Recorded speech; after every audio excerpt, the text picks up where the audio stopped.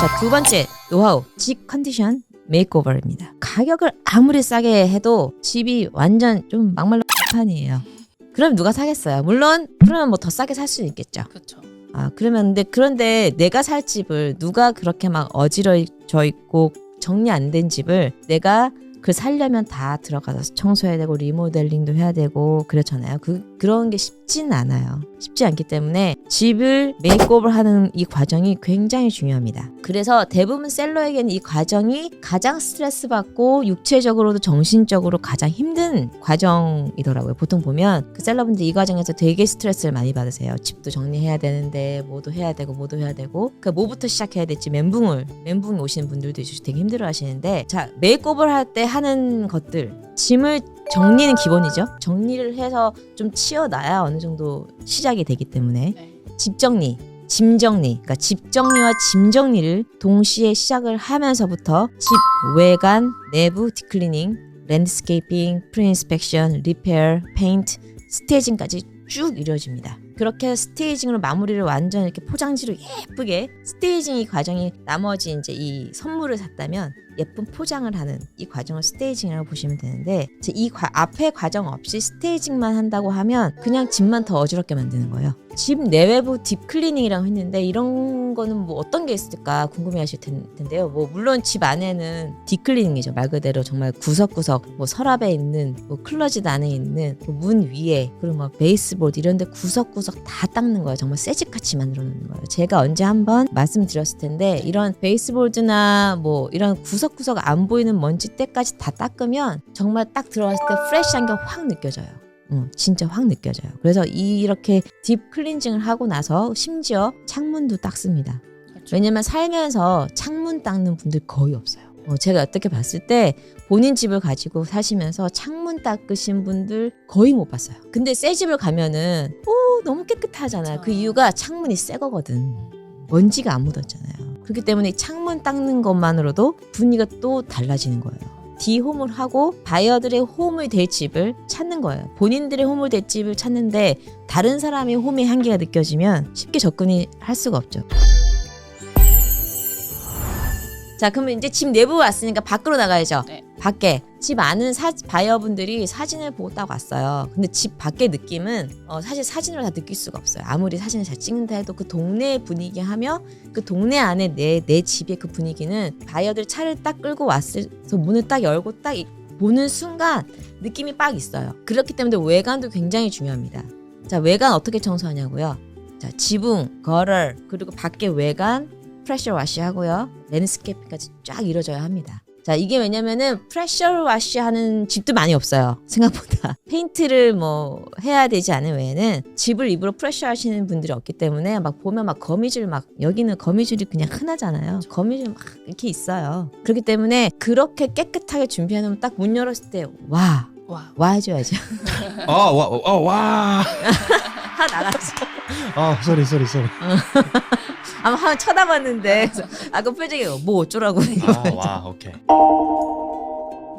자, 그리고 프리인스펙션 들어갑니다. 자, 프리인스펙션은 왜 들어가냐면 이게 지금 요즘에 뭐 바이어 마켓이었다라고 해서 굳이 프리인스펙션을 해도 안 되는 게 말이 있었는데, 일단은 바이어 입장에서는 프리인스펙션이 되어 있는 집을 보고 인스펙션을 웨이브를 하나 더 하면 약간 다른 것에서 내고할 수 있는 파워가 생겨요. 바이어 입장에서는. 제가 이제 바이어분들과 오퍼를 쓰려고 하고 이제 하다 보니 프리인스펙션이 안 돼 있으면은 바이어분들이 이 집을 사고는 싶은데 인스펙션에서 뭐가 나오면 어떡하지? 약간 불안해 하시더라고요. 근데 확실히 프리인스펙션을 보고 고하시는 분들은 내가 이거를 웨이브 하는 대신 내가 다른 거에 좀 더 내고를 할 수 있겠구나라고 약간 생각을 하시더라고요. 웬만하면 프리인스펙션을 하시고 아까 고피디님이 말씀하신 것처럼 조그맣게 나오는 뭐 메인테넌스, 리페어 요구하는 것들은 고쳐놓는 게 좋아요. 예를 들어서 뭐 전구가 하나 나갔다. 그거 그냥 빼서 끼면 되잖아요. 그렇죠. 그 스위치가 안 돼요. 뭐 버시시 물이세요. 갈면 되잖아요. 큰일 아니에요. 자, 그렇게 하고요. 그래서 웬만하면 인스펙션에 나왔던 자질한 문제들은 고쳐 놓으시는 게 내가 정말 이 집을 셀러 입장에서 내가 정말 이 집을 잘 팔고 싶어라는 의도를 어필하게 되는 거고, 바이어 입장에서는 정말 집을 꽤 잘 관리했고 잘 관리한 집을 다음 주인에게 잘 넘겨주려고 하는 집 주인인가 나 믿고 이 집에 go for 할 수 있는 거죠. 자, 그 다음에는 페인트예요. 물론 페인트를 깨끗해서 이제 터치업만 해도 되는 집들이 있는데 보통 뭐 한 5년 이상 사시는 집들 보면 특히 아이 있는 집들은 구석구석 얼룩덜룩해요. 그러니까 그건 터치업으로 안 되거든요. 그러니까 여기저기 그냥 터치업 할 바에야 그냥 집 전체 그냥 같은 톤으로 싹 페인트 해버리는 겁니다. 그리고 특히 특정 컬러를 좋아하시는 분들이 있어요. 보라색, 톨커색, 막 하늘색 빛나는 막 그 초록색 있죠? 핑크색. 저 진짜 핑크색 집 봤어요. 레스터 전체가 화장실까지 핑크색이었어요. 아이방 아니고. 모델홈이었어가지고 굉장히 팬시하게 해놓은 페인트 색깔이 아니고 정말 개인의 색깔을 해놓은 집은 정말 제발 페인트를 다시 하시기 추천드려요. 그거가 굉장히 엄청나게 마이너스예요. 왜냐면 바이어 입장에서는 저게 내 색깔이 아닌데 내가 칠하고 들어와야 되는 거잖아요. 그러면 나는 이 집을 사서 드려야 되는 돈이 생기는 거예요. 그렇게 되면 그때부터 바이어는 계산을 해요. 자, 그렇게 바이어를 만들면 안 된다는 거예요. 바이어가 이 집에 와서 머리에 내가 쓸 돈을 계산하게 만들면 안 돼요. 그래서 아까 리페어도 작은 거지만 합치면 돈이 되는 거잖아요. 그렇기 때문에 바이어를 계산하게 만들면 안 돼요. 이 페인트도 그중에 가장 큰 거예요. 왜냐하면 페인트는 살면서 하기 굉장히 힘들거든요. 그러니까 들어오기 전에 뭔가를 해야 되는데 그럼 나는 비싼 돈 주고 집을 샀는데 내가 또 돈 들여서 이 집을 페인트 칠해야 돼. 그 굉장히 부담이에요, 바이어한테는. 그렇기 때문에 페인트는 웬만하면 요즘 깔끔한 예쁜 색깔 많습니다. 한 톤으로 쫙 해버리면 집도 훨씬 넓어 보이고요. 그리고 앞에서 청소했던 거 뭐 이런 거 했던 거에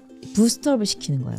그리고 참고로 페인트의 ROI를 설명드리자면 200%라고 말씀드릴 수 있습니다. 자, 내가 5,000불 들여서 집을 칠했어요. 인테리어 싹 칠했어요. 그러면 정말 10,000불 정도 다 받을 수 있습니다. 그렇게 생각하시면 돼요. 그러면 그렇죠. 200%죠? 그렇기 때문에 이거는 굉장한 가성비 굉장히 훌륭한 거예요. 그리고 그게 왜 그러냐 하면은 저는 이제 남자 입장으로 가족이 집을 이사를 가요. 그러면 그 페인트 누가 해야 돼?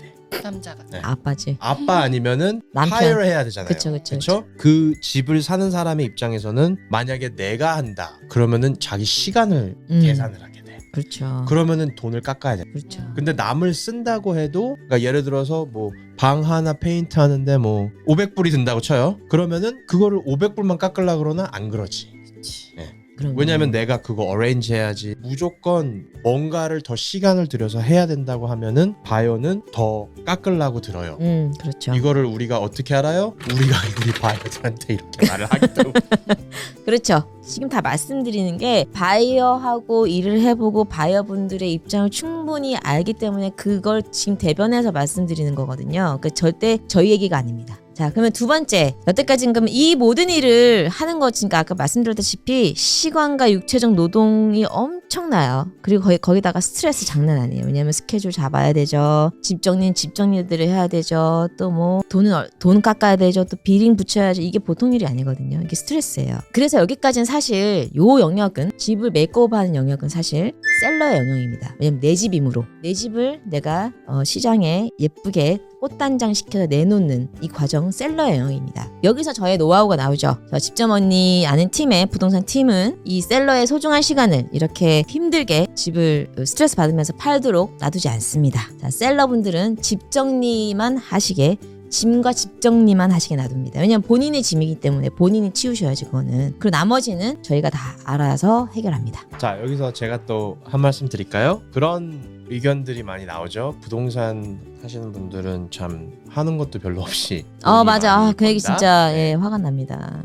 제대로 하면은 하는 거 되게 많아요. 많이 네. 리스팅할 하는 거 때 되게 하는 일 굉장히 많아요. 네, 하는 일이 굉장히 많고 근데 만약에 그 해야 되는 일을 안 하면은 문제가 있는 거죠. 네, 부동산 에이전트가 하는 일은 셀러가 가장 빨리 가장 적은 스트레스를 받으면서 네. 가장 많은 돈을 받고 집을 팔게 해드리는 거예요. 그렇죠. 그게 근데 사실 이 스트레스라는 게 네네네. 장난이 아니에요. 그럼요. 장난이 아니에요. 그냥 알잖아요. 그냥 그 우리 여성분들 일 끝나고 집에 가서 저녁을 해야 되는 생각만 해도 스트레스예요. 스트레스. 완전. 근데 보세요.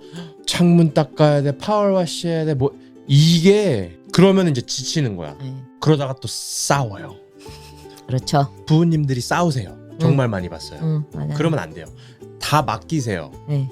그리고 솔직히 짐 정리하는 것만으로 스트레스 받아요. 그렇죠. 정말 이사 해보시는 분들 짐 아잖아요. 정리하면서도 싸워요. 아 그럼요. 버려라. 네, 그러니까 가져간다. 짐 정리하는 것만으로 충분히 스트레스를 받기 때문에 나머지 스트레스는 에이전트한테에게 맡기세요. 그 뭐예요 지금 뭘? 아니 아까 우리 국장님이 웃긴 얘기 해가지고 제가 노력 많이 합니다. 더 이렇게 즐거운 추억 만들어. 자 그렇게 해서 두 번째 노하우 말씀드렸습니다. 집 컨디션 메이크오버. 집만 정리하시고 나머지는 에이전트한테 맡기세요.